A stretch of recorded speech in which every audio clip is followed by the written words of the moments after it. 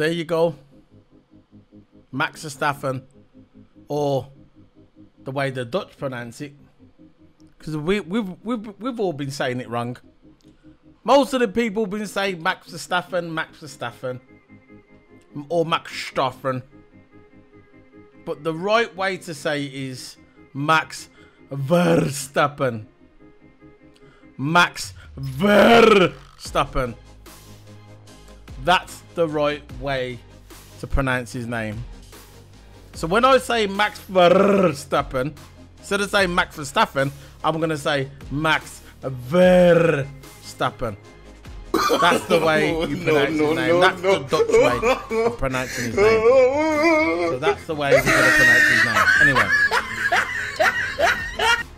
It was closer than I thought. Let's face it. Soon as the Dutch Grand Prix got announced, the reason why it got announced, the reason why they're going back to Netherlands is because they've got no other sports stars. Let's face it. They couldn't qualify for the Euro. They done zero jack shit in the Olympics. So the only person that the Dutchies, the Dutch geeks have got to hold on to is Max Verstappen, or Max Verstappen. That's the only thing that the Dutch geeks have got to hold on to. Like I said, Olympics, nowhere. Absolutely nowhere. And even, listen, and even Christian Horner himself would probably look at Max Verstappen in his eyes and say, look, you're flying the flag for Holland, for the Netherlands. Lewis Hamilton's an 8-time world champion. Christian Horner would definitely say that. Lewis Hamilton's an 8-time world champion. He will be an 8-time world champion. Not yet, Christian. But he's the only one who's flying the flag for the Netherlands. There was some commentator, some guy from the Netherlands, some commentator, some reporter. He was saying the reason why the Max Verstappen fans are they want to throw tomatoes, which is pathetic, by the way. And the reason why they want to throw all these flares, because when we had the Euros, they went out the Euros, the football team was dog shit. And all them football fans, what was holding all their hope towards the football team, which were dog shit, by the way, and still are dog shit, they all come over to F1. Because let's face it, the Dutch, they haven't got a lot of sports stars, which I've just glossed over. So they hang their hats on Max Verstappen. And I'll tell you something now, when this Grand Prix got announced a couple of years ago, I wouldn't be surprised if Max Verstappen was on his sim every single day on this track. This is where he wants to win. Listen, we know Austria is his home. That's the home of the Red Bull and the UK. But when you got the home of the Red Bull, the Austria, you see the big Red Bull sign there, the big statue that they put there. That's the home of the Red Bull. You got Belgium. That's the home of Max Verstappen there, because that's where his mom's from. So that's another home. But this track, he represents the Netherlands in at F1. That's the flag he flies in F1. When he wins a race, you hear the national anthem and you see his flag go up. And it's been since 1985, the last person to win this, Niki Lauda. That's the last time that the F1 held this Grand Prix. So this is a big thing for Max Verstappen. But look at the times. Look at the times. Anybody, the top two can win, the top three can win this race. But where Red Bull have made a mistake, and they make a lot of mistakes, they make a lot of mistakes. Lewis Hamilton's an 8-time world champion. That Perez is nowhere to be seen. Where is Perez's form? Now listen, when Perez joined Red Bull, and I'm not knocking Perez. I'm not going to be one of these geeks who are going to jump ship and say, look, Perez needs to go. But at the end of the day, Perez today was horrendous. As soon as I saw that Perez didn't make it to Q3, I thought to myself, 1-0 Mercedes. Because at the end of the day, your Max might have got pole, but you got Lewis Hamilton and you got Bottas right behind him. So they can play the strategy game. Christian Horner, Lewis Hamilton's an 8-time world champion. Can come out as much as he wants and say, look, Max is in front, we're going to be more worried about Lewis Hamilton. But you've got Valtteri Bottas in third place. Now, it's not guaranteed that it's going to stay like that. Look, we saw Bottas in second or third place. I think at one race he was on pole. But we know how Bottas' starts have been this season. Bottas' starts have been horrendous. Diabolical. Dog shit. Horrendous. Anything could happen. Max Verstappen might flop at the finish line and the start line tomorrow. Lewis might have one of those dizzy days, which is very rare. And Bottas could go straight to the front. Anything could happen. Look at Max Verstappen here at Imola. When I was in third or fourth place, and he went from third or fourth straight to the first corner, past Lewis Hamilton, in the wet. So anything can happen. We all know this is Formula 1. Who would ever thought that Lewis Hamilton in Baku, when Max Verstappen went out, who would ever thought that Lewis Hamilton would press that dodgy button on his wheel and lose position and end up finishing behind Nikita Mazepin? Anything can happen. It's Formula 1. Now, these are results at the bottom of the screen and the times. And you can see there's nothing between the top 4 drivers. Not in my opinion. There's nothing between them. Now, if everything starts off well tomorrow and Bottas comes out tomorrow and he's playing the proper team game and he sits behind Lewis and he gets a good start, because you remember he's got Gasly on the side of him, and Gasly, let's face it, Gasly is a great driver. He ain't no amateur. He's up there, top 10 of all, top 10 driver on the grid. He's in the top 10. Very easy. I don't care what people don't agree with me. I don't care if people say, look, he had his time at Red Bull and he lost it. No. Gasly put that car on 4th place, 2nd row of the grid. 2nd row of the grid on the track where it's very, very difficult to even get a good time in, and he did it. So Gasly is there. Very simple. Lewis Hamilton in that qualifying got the 3rd fastest sector. The 3rd fastest. Now people are going to come out and say, look, Max Verstappen didn't get his DRS zone out. He said in the press conference he didn't even notice. Probably chatting shit. We know what Max is like. He's one of them guys. He thinks he's funny, but he don't realise people are laughing at him, not with him. Very simple. But the Dutch Grand Prix qualifying session, was it good? Do I think it's good? It was average. Nothing special. Nothing to write home about. Nothing. It's just qualifying started. We had carnage in practice session. We had the Ferrari coming off in practice session. I think it was Carlos Sainz. They rebuilt the car for... nah, it was practice free. It was. Carlos Sainz come off in practice free. See, Ferrari on Friday, Ferrari was amazing. I thought Ferrari was going to be one of the favourites to get to the the 2nd row. I thought Ferrari was going to be on the 2nd row, to be fair. I really thought Ferrari was. But for some reason, they've come out today and it's not the same. You had the car getting bashed up in practice free. Qualifying, struggling.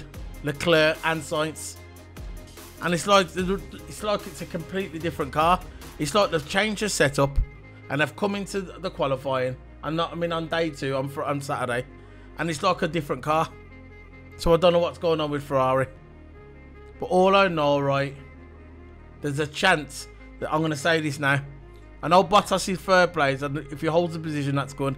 But there's a chance for me for Gasly to get on pole here. I mean, not on pole, to get a podium. He's on the 2nd row of the grid, and there's a chance that he could get a podium. Now, if Gasly gets a podium, I ain't going to be moaning about that. I'm going to be happy about that. Because the more he gets podiums, and the more he shoves it in. Lewis Hamilton's an 8-time world champion. The more I love it and the more I sleep at night. I want him to shove it straight up Christian Horner's ass and say, you shouldn't have got rid of me. If I was Pierre Gasly, I'd go and look for Toto and say, look, Toto, forget George Russell. Look at me. Or when Lewis goes, look at me.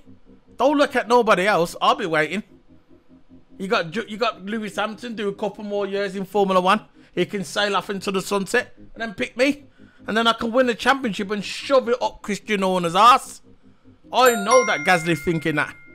He ain't letting that go. He knows they're never going to pick him again. If Pierre Gasly goes back to Red Bull and he starts winning, then Christian Horner looks like the fucking dickhead. And Christian Horner doesn't want to look like a dickhead. Even though he is a dickhead, he doesn't want to look like a dickhead even more. So if I was Pierre Gasly, I'd speak to Toto. So look, I'll leave the Red Bull program. I don't want to be in the Red Bull program. When Lewis Hamilton goes, I can slot in there. I'm still a young man. He's only in his 20s. He's mid-20s. Early to mid-20s. I could leave. I could wait. Lewis Hamilton a couple of years. He retires and I could jump in. And it'd be me and Russell's teammates. What a nice team there. George Russell and Pierre Gasly. Perfect teammates. And I could see that. And them two could dominate and then stick it up Red Bull's arse and stick it up Christian Horner's arse. Stick it up Max Verstappen's arse. But not yet. Lewis Hamilton, I thought he was good. At one time I thought Bottas was going to get the second place. But Lewis Hamilton, you know Lewis Hamilton, the great legend he is. He always saves the best to last. He said he lost a bit of time in the middle sector. He got the fastest third sector. The last sector, he got the fastest. So that made up for it to get him second place. He was just off the time, man. Now look at the time there. 1 minute 8. 1 minute 8, 9. Nothing between them. Side by side tomorrow going in that first corner. I don't know where Lewis Hamilton started off. For me, if I was a driver at this track, when I drive on my simulator, because I stream F1 2021 on a regular basis on my Twitch channel. If it was me, I'd want to start on the inside. Let the guy on the outside do the work. You come on the inside, you tuck the car in the right hand side, and then whatever Max want to do, then he can do. But you hold your line on the inside. Like I said, look, I stream on Twitch. There's my socials there on YouTube, as you're watching now on YouTube. This is my Twitter. There's me with Ted Gravitz, and there's my Twitch. My Twitch should be coming. There you go. That's my Twitch. Follow me on Twitch. So yeah, tomorrow's going to be a great race. That's the only thing what Crafty said good today. He said, don't go anywhere tomorrow. Whatever you're doing, cancel what you're doing. You can't cancel what you're doing. Listen, mans out there need to go to work, yeah? There's mans out there trying to earn a crust for the family. Don't tell them to stop going to work to watch the race. They pull off work. They stop the race. They stop going to work. They watch the race. And then when Monday morning comes, they go in and the boss says, where was you, man? Where was you on Sunday? And the guy says, look, Crafty told me to take the day off. Who the fuck's Crafty? Who the fuck's Crafty? He told me to take the day off. He said it on the telly.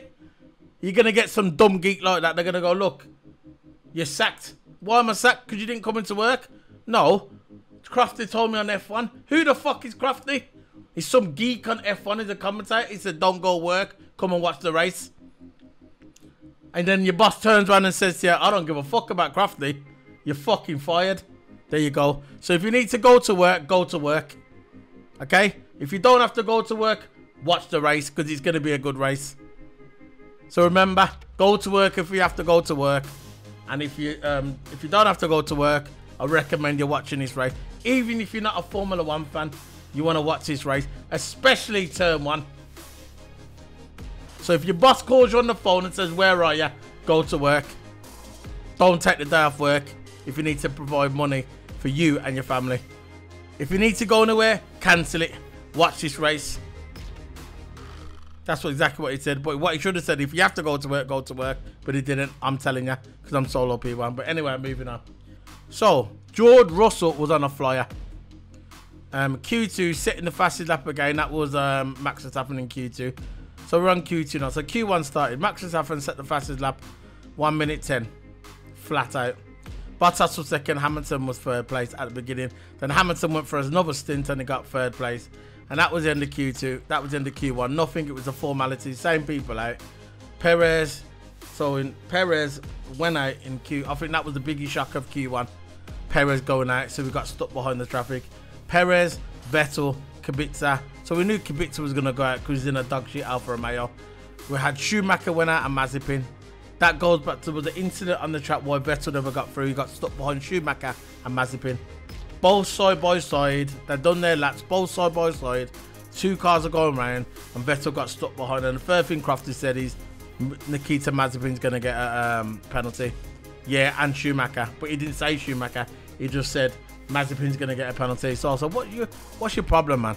What's your problem? Call it the way it is. They're both going to get a penalty. We know you're biased. Yeah. I know you hate Nikita Mazepin, but do your fucking job. So, Q2 started, setting the fastest lap again. Max Verstappen cranking up in Q2, do a 1:09, so you know he's turning up. He's turning the wick up. Bottas and Lewis couldn't match him. He just couldn't match him. Bottas was close, but he just couldn't. Lewis was close, but they just couldn't match. They couldn't match Max's pace in Q2, because you remember as well, Lewis was talking about that he didn't get a lot of running yesterday because in Q2, no, in practice 2, he had an issue with the there's something to do with the oil. So basically, Lewis couldn't do no running on practice 2 yesterday. So he came out swinging today like Lewis does, like the champion he is. He come out, but he still couldn't get nowhere near Max. Q2, George was on a flyer, but in Q2, the back end of his car came out by the banks and he splashed up the back of his car. So Mr. Saturday went out at the end of Q2. And you know what made me laugh as well? Soon as George Russell smashed his car up in Q2, 30 seconds after, who smashed up his car? Who smashed up his car? His teammate, Nicholas Latifi. Nicholas Latifi should not be in Williams. Bring in Cam Oilot to replace him. I don't care if he had one good race in 2 years. He had one good race in 2 years. He finished in the points one time in 2 years. And you got people like Cam Oilot, you got people like Dan Titman who should be in Formula 1 to replace him. I would not keep Nicholas Latifi. It's time Nicholas Latifi went to DTMs and said, look, my career's over in Formula 1, I can do other stuff, because I'm sure he'll be able to drive in the DTMs or the GT3s. Once you make it in Formula 1, you can make it anywhere. Formula 1 is the pinnacle, the top of motorsports. And once you make it in Formula 1, you can come into Formula 1 and win 0 races in 1 season. Once you leave Formula 1, you've got that reputation that you've been in Formula 1. You've got that reputation. And that gives you that right. You could walk into DTMs, you could walk into GT3s, you could walk into anything. So it's a time he left Formula 1, leave Formula 1 and go and do something else. Because you're not supposed to be here. You're not good enough to be here. Simple. If you're not good, get out. So as soon as George Russell comes, this was his time to shine, Nicholas Latifi. And what happened to Nicholas Latifi? It was his time to shine. He blew it. He put it into the barrier as well. Idiot. And that's it. That's the end of the review. That's the end of the review. Tomorrow, I'm going to do my race day review. There's my channels, my socials. So yeah, look out for my race day review tomorrow. I've just uploaded Ted's notebook to my YouTube channel. I've updated the press conference, so if you want to go and look at that. I updated the yesterday's drivers press conference, and I've got all the drivers press conferences on my YouTube channel, so go and look in the archives and look for that. Don't forget to hit the subscribe button. Thank you very much, guys. I'll see you guys tomorrow. Hopefully we're gonna have a good race. I think we're gonna have a good race. See you later, guys. Bye.